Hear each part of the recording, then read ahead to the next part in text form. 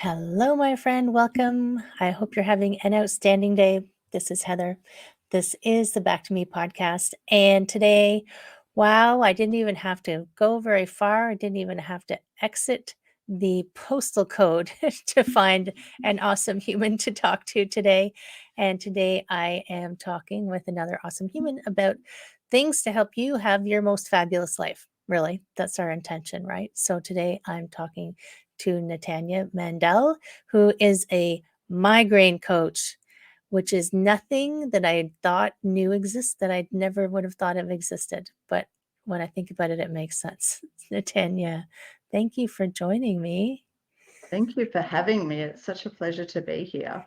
Yes, and we were very surprised the first time we had a conversation. We live very close to each other, which, uh, it's a small world, but holy cow, just around the corner. That's fabulous. And um, even though nobody would guess it from your accent, but that's okay. That's okay. Toronto is a multiverse of peoples, right? It is. Um, and so migraine coach, like how Mm. does someone become a migraine coach? What is and what is that? Oh, yeah. So I work with people who have headache and migraine disorders, whether they're diagnosed or not, I suppose. And I basically meet people at where they're at with their condition and help them um, to really find ways to live their best life and move into the life that they want more. So there's a lot of things that we feel we're missing out on when we have a condition like migraine or other headache disorders, um, and but there and there's a lot of lack of treatment, or a lot of we miss out on a lot of treatment options, and so I help people to work with their treatment team and improve their own processes in their own lives to improve the quality of their day-to-day living. How did you get into, like, is there something you have to do to become a migraine coach? Like, what would draw you into that kind of world? So for me, I mean, I don't know that there's too many other people doing what I do specifically, but for me, my background's in the nonprofit sector. So my background is counselling, as in crisis counselling, and working with various people from uh, lots of different backgrounds and disadvantaged bits of the community, mostly in Australia. And then when I moved to Canada, I retrained to be a coach, and I did lots of different trainings and courses and became accredited as a coach. And while I was researching who I wanted to work with, it suddenly dawned on me that I'd given all of this expertise to lots of different members of the community, but I'd never worked with members of my own community, and that is people who have this condition that I have. And it's a huge community. Headache disorders are very common. Everybody knows someone with migraine or headache or whatever. And so I thought, oh, wouldn't it be great to provide this to people, to provide this service to people who have migraine? And when I was, a 24-year-old, I would have loved to have a coach to help me navigate the healthcare system, to get better healthcare, to manage my own life and how I was approaching things myself so that I could have a better quality of life and participate more fully in my life in a healthier way. So that's what I decided to do, and that's kind of how I got to it. So it's for me, always having been in the helping professions, I suppose, and then just suddenly having this epiphany of, well, I would like to provide this for members of my own community. Right. That's awesome. Well, it's not awesome that you suffer from migraines, but awesome that you are offering help to that community. And because I don't think a lot of people know the difference from the different kinds of headaches, because I will hear people say, "Oh, I've got a migraine." Mm. But migraine is a very specific kind of headache, and some people just think a bad headache is a migraine when it's could just be a bad headache, right? So, do you Right. help people kind of navigate what the different kinds of headaches are? Well, to a degree. I mean, I'm not qualified. I'm not a doctor. I'm not a neurologist, so I No. can't diagnose. But there is an international headache uh, classification uh, guideline that doctors should be using and are supposed to be using. And so, I have, we all have access to that. It's online, there are 300 different types of headache disorders. Migraine is one type of headache disorder, and within migraine, there's quite a lot of different subtypes of migraine. So I might help someone by saying, well, it could be X or it could be Y, but there are a lot of types of headache disorders that I've never heard of. So Right. so I could be, you know, Maybe that's clutching a good thing. yeah, definitely. So, because there are so many of them, and I'm not a doctor, so but if it is migraine, or if it's not necessarily one of the rare types, or if it's something more commonly heard of, then I might say, well, you might want to discuss X, Y, and Z with your doctor, and that might make them think, oh, is it that, or is it actually something else? And um, you might want to ask your doctor for a referral to a headache specialist, or whatever, and then you can hopefully get some treatment options, some strategies, that more specialized care for your condition, Right. because migraine specifically is a specific set of headache disorders, and it's not just a headache. It's a neurological disorder, and there are a whole lot of other symptoms that go with this disorder that aren't actually to do with pain at all, but are neurological symptoms, such as fatigue, changes to mood, dizziness, GI tract changes, urinating more frequently, confusion, brain fog, like a whole lot of other symptoms that can affect you. And each person's experience, and some are quite rare, some are quite common.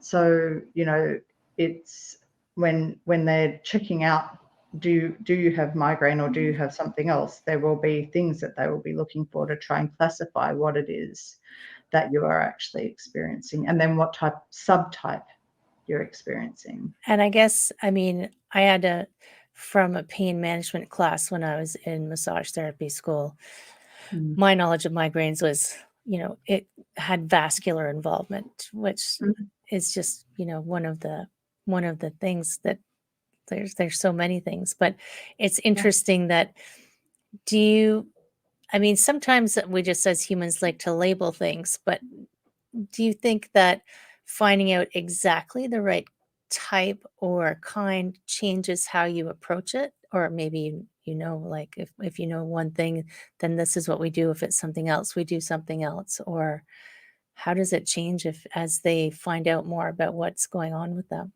Yeah, I think it can really help. Like with any condition that we have, it really can be validating to know what's going on with you, and to know it's not all in my head, in quotation marks.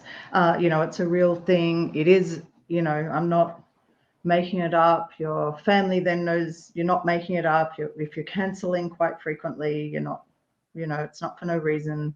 You're not Right. overstating things.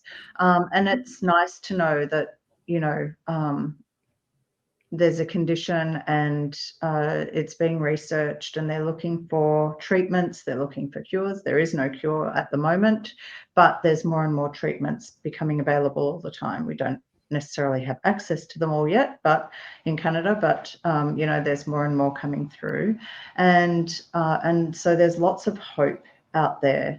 And so I think certainly having a diagnosis, in some ways, it's like, oh no, that's a horrible thing to be diagnosed with. But in other ways, it's like there's a lot of hope because there's a lot of new research, there's a lot of new knowledge, that's being put into all of this. And so there's going to be more and more that we can do for ourselves to improve where we're at with it. Whereas if we're in the dark, it's much harder to treat what's going Right. on with ourselves. I did find it frustrating probably 20 years ago. I don't think I was having migraines, but I didn't actually ever get it diagnosed because when I asked my doctor, they said, "Well, come in the next time you have a headache," because they wanted me to be in my headache when I went in. I was like, "I can't Oh, really plan ahead for yeah, that." yeah, It's like, somehow I don't think that's gonna work out for me. yeah, that's, yeah, not helpful. It's like, "I've got a headache, drop everything." It's like people are using the rhythm method. "Drop everything. We're gonna have a baby right Right. now." It's like, oh my goodness. I know that's a weird comparison, but that's how my brain works. Um, s It's a pretty good comparison, I think. Just as unrealistic as well, I think. so when you're working with people, like, how what kinds of things do you use? What kind of tools do they have? What helps? How do you help people Yeah. other than, take 2 aspirin and call me in the morning, but Well, I mean, that's the everlasting cure, isn't it? No, I'm kidding. So I think it's about, I mean, sometimes, certainly at the beginning of a call, for a lot of people with migraine, whether they're women or men, it's a very gendered disorder. And that doesn't mean one person has a worse experience than the other. It's just different the way it's addressed, um, for some of us than others. But I think one of the reasons that there's been so little research is because it's considered a women's disease. But when men have it, and I know that the LGBTQI plus community has an even worse time. But when men have it, they have a terrible time because it's considered a women's disease. And so there, but either way, there's a lot of validation that needs to happen. So the first step is really just validating someone's experience and empathizing and listening to where they're at.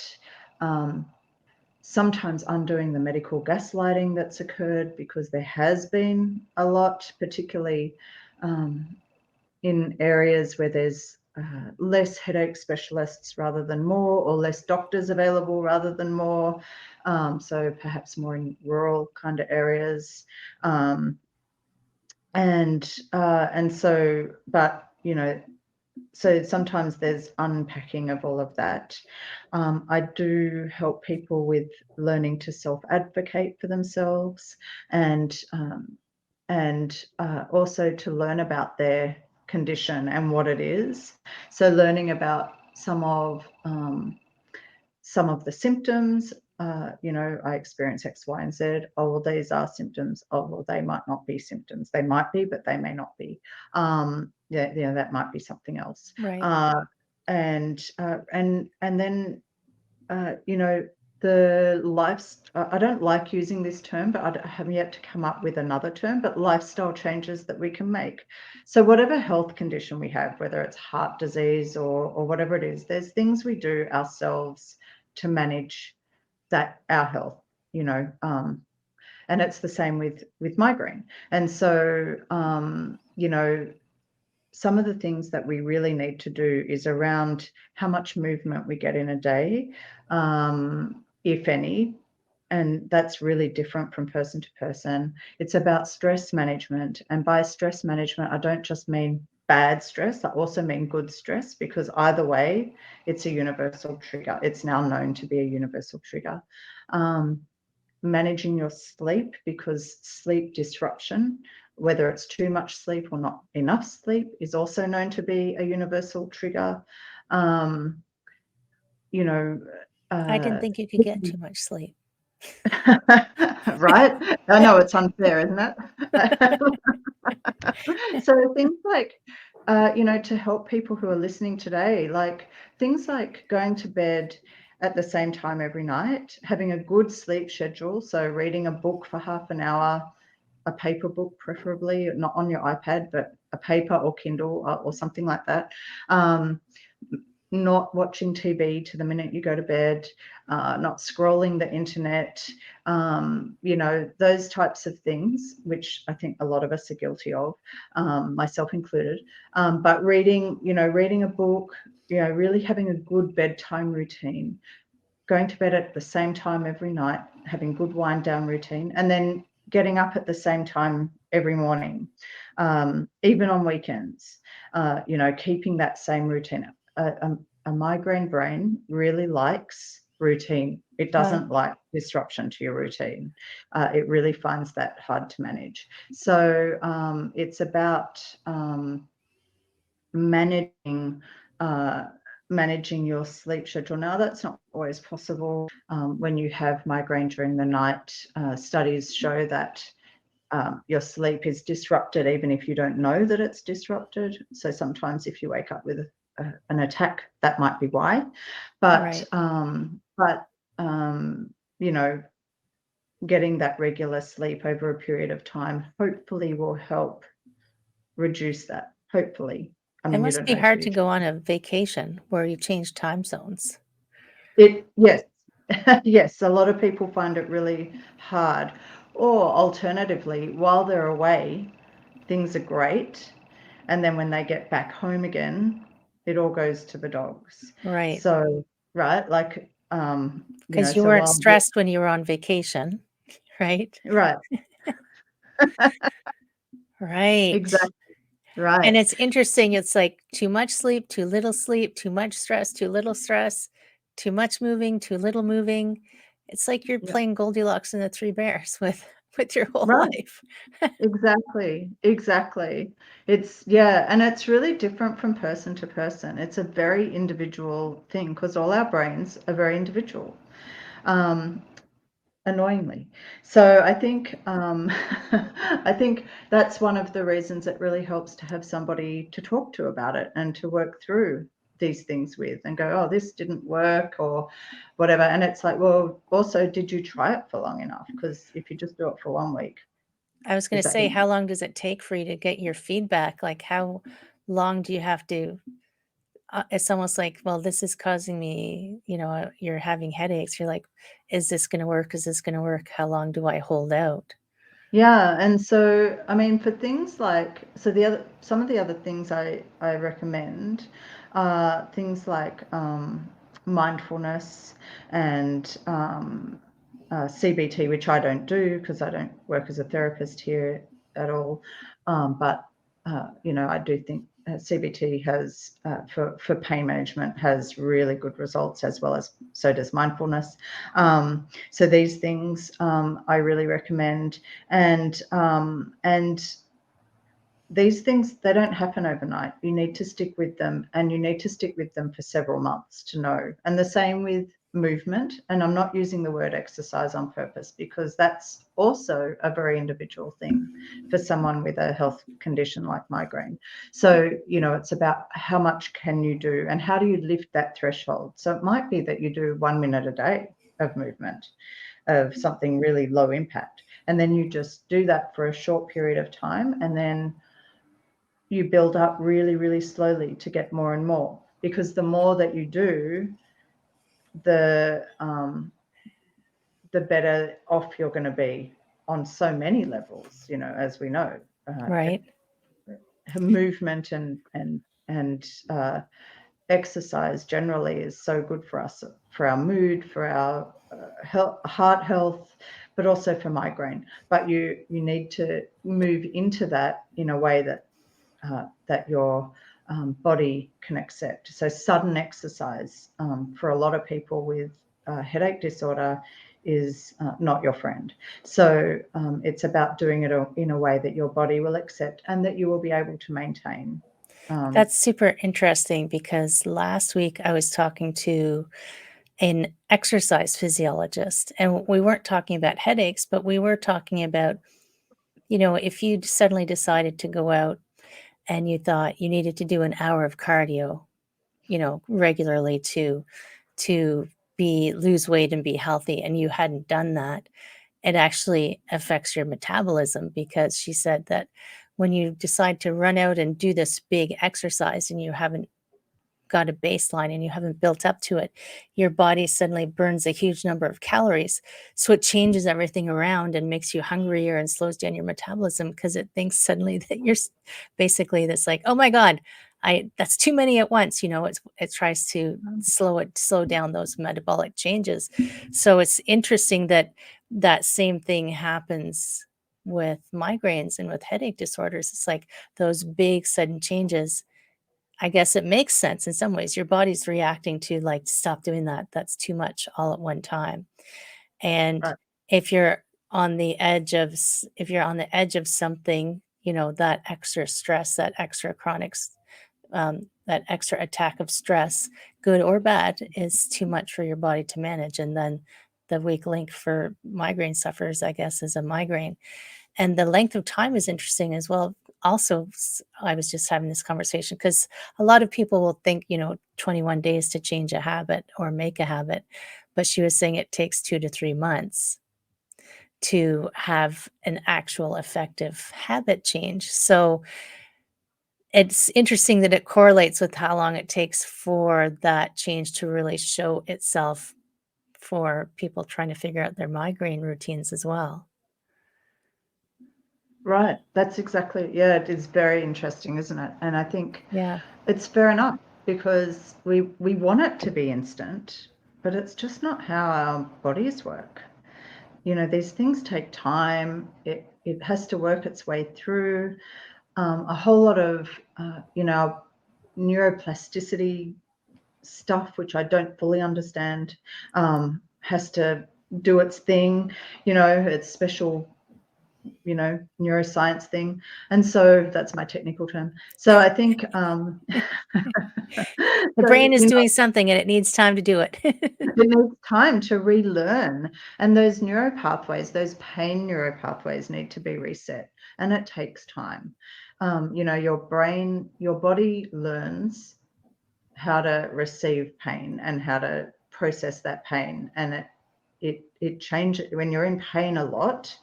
It changes the neuropathways, and so you need to change those, and it's not going to happen in 5 minutes. It's going to take some time.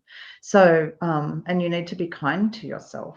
And I often like to say to myself and to my friends, would you tell your best friend X, Y, and Z?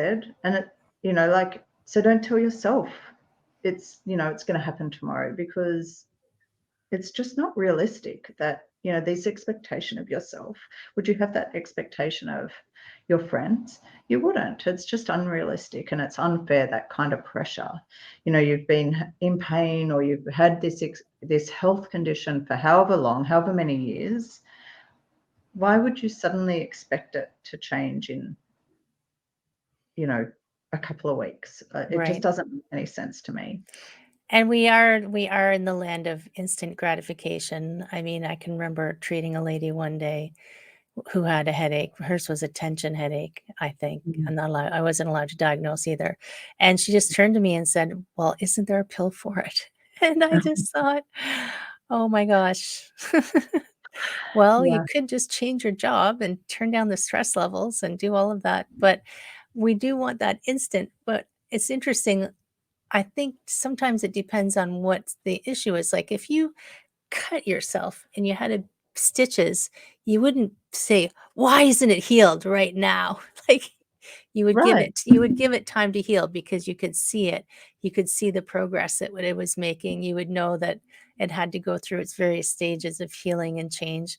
But because we can't see things like our brains and what they're Mhm. doing, we think, "Well, what's taking so long? Yeah. I should be better now." Right? Right. I know, exactly. I know, exactly. Do you find that, this just popped into my head. Do you find that foods, impact headaches and migraines? Different Um, foods? oh, well, not for me. No? I personally, some people really do have found correlation between some foods, and their headache or migraine, attacks. Um, the evidence behind food triggers isn't great. I have to say, discussions around food triggers for me is actually a trigger, because it's a great question. I'm really happy that you asked, actually. We put so much emphasis on food triggers, and there is not the greatest scientific evidence behind it. And it's often used as a bit of a blame thing, or it feels like a blame thing. And Right. people will go searching, what's my triggers? What's my cause? Not knowing the difference between a cause and a trigger. Uh, and sometimes you'll find something. You will, absolutely. And sometimes that thing will change. And sometimes you'll cut stuff out of your diet and that wasn't a trigger at all. And I've got friends, actually. I volunteer for the Migraine World Summit, and I've got friends who volunteer there. We're all very friendly. And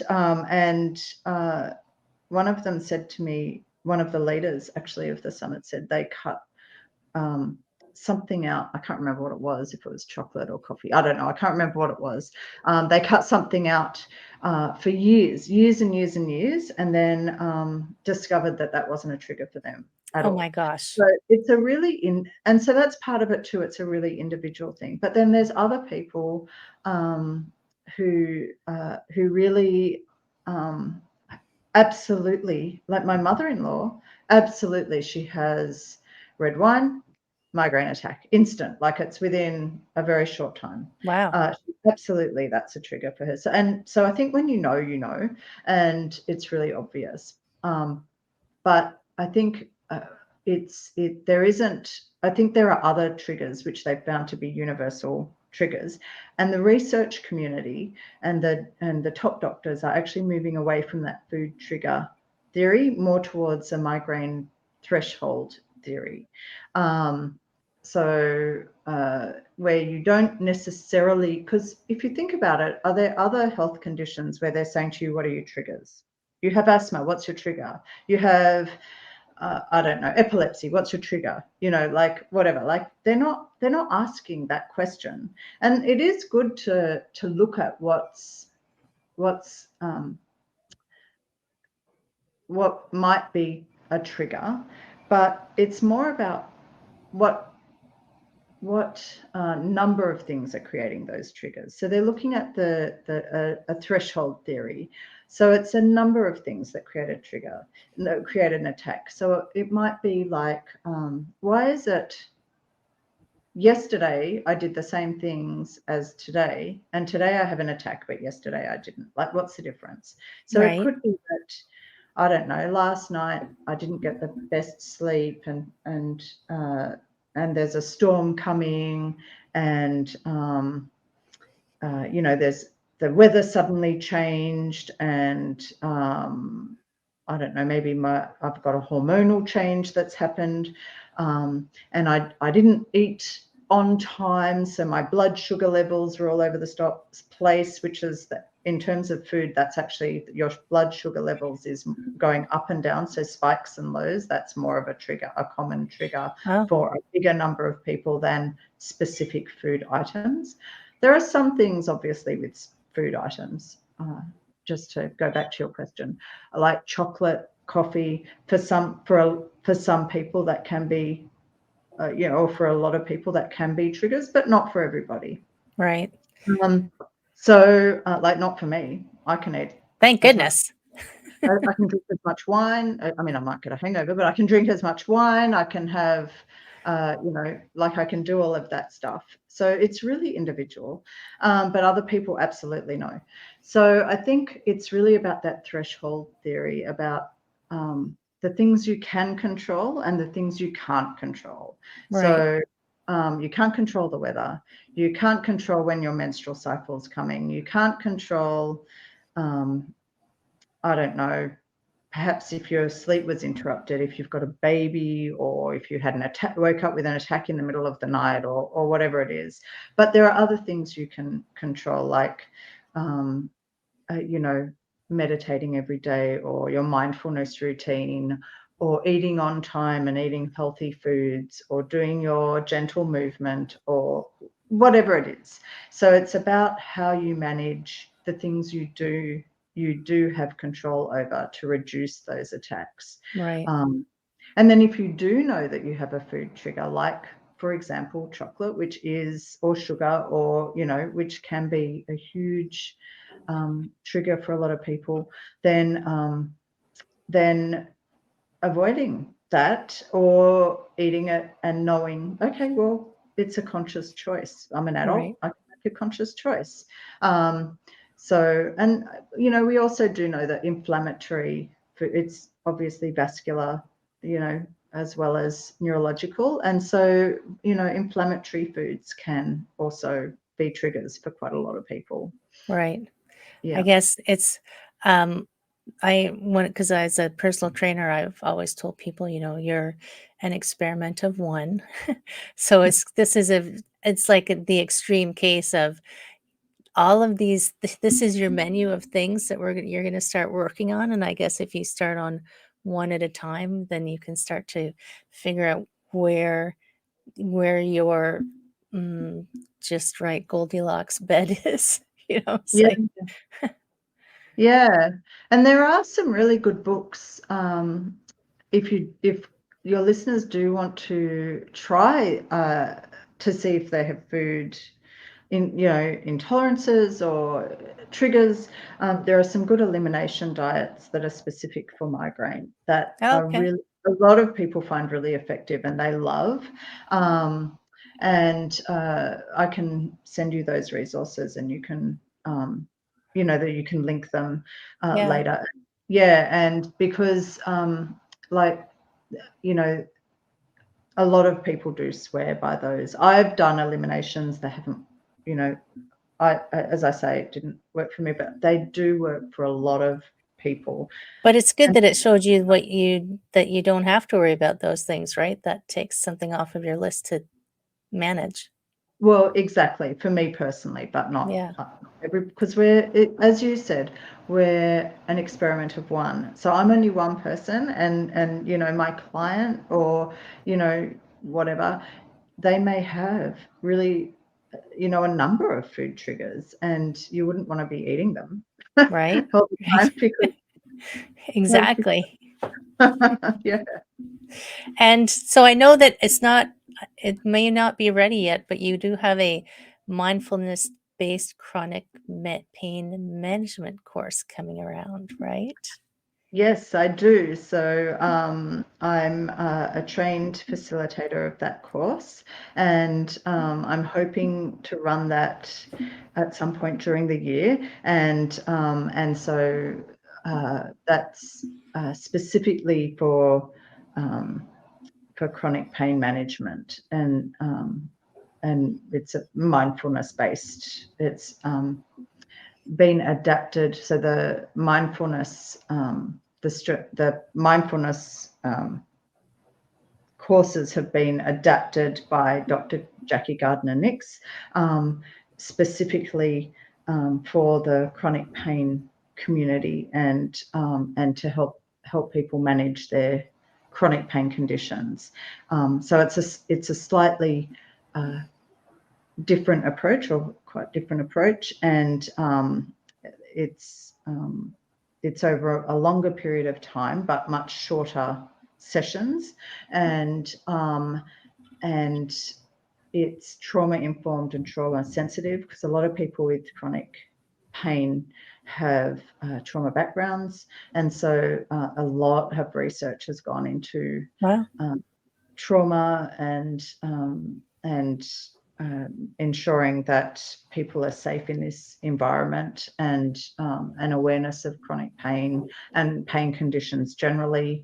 So, and making sure that people are as safe and welcome as possible. So when you're, some of the differences are about how there's obviously meditation in it or mindfulness in it, and it's about how you approach those practices, those formal and informal practices, and being kind to yourself.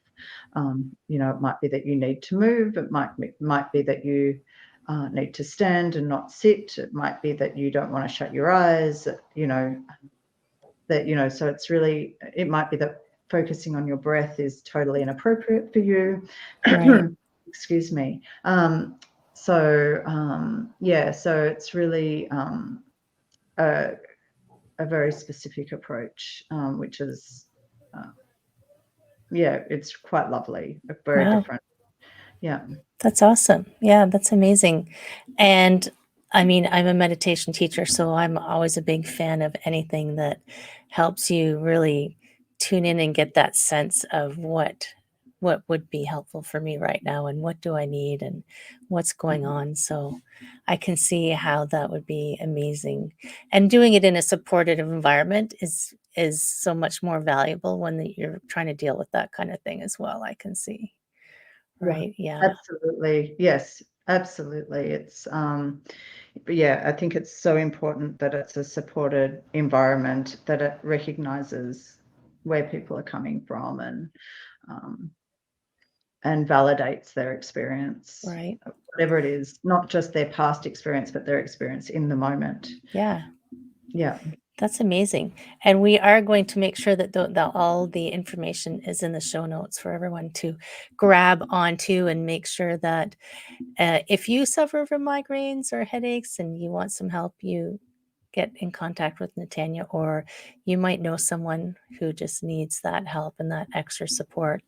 And that's a good way to help them, is to put them in contact with someone instead of letting them suffer. You don't need to suffer needlessly, my friends.